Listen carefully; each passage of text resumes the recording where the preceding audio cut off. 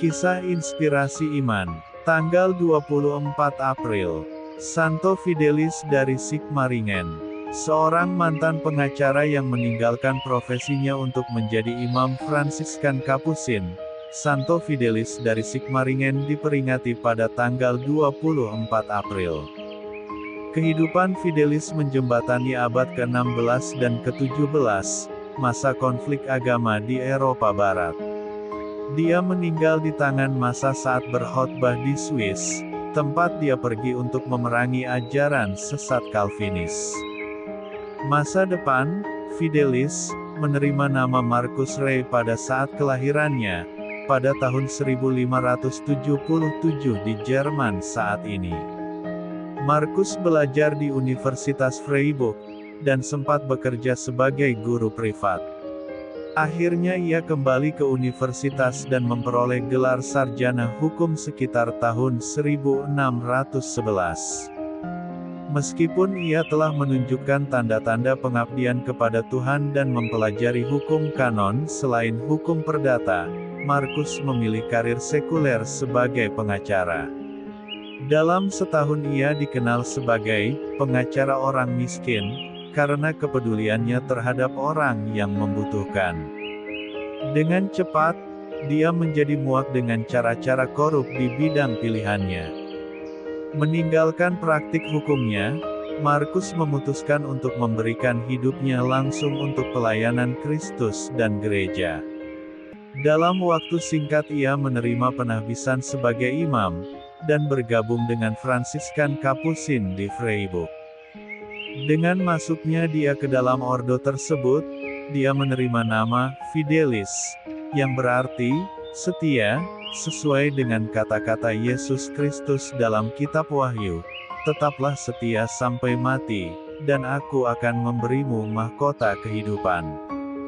Ketika ia menerima kemiskinan radikal dan kesederhanaan, pengacara yang menjadi Fransiskan ini mewariskan warisannya kepada dana beasiswa bagi para seminaris miskin, yang juga menerima buku-bukunya.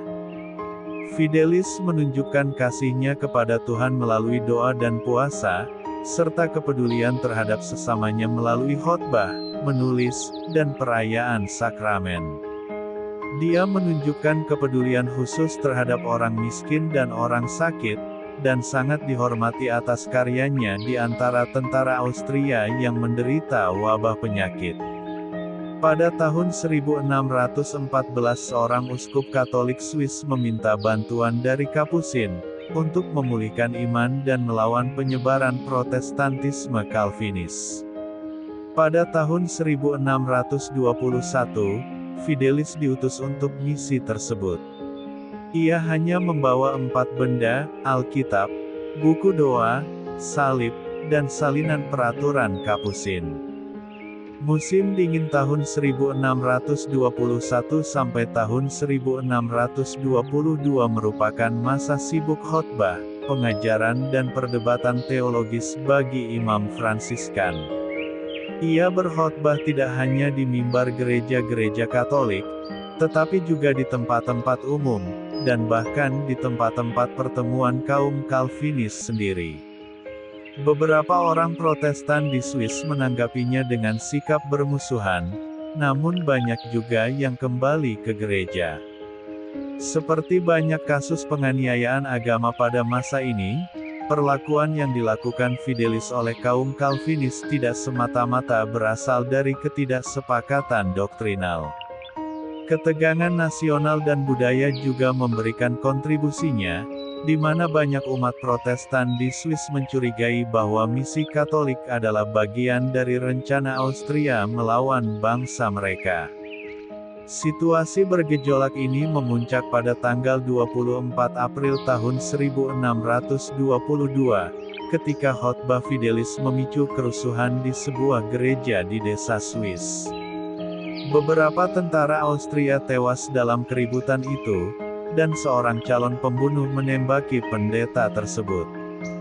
Setelah menolak tawaran bantuan dari seorang Protestan, Fidelis dihadang di luar gereja oleh massa, dan disuruh memilih antara keyakinan Katolik atau hidupnya.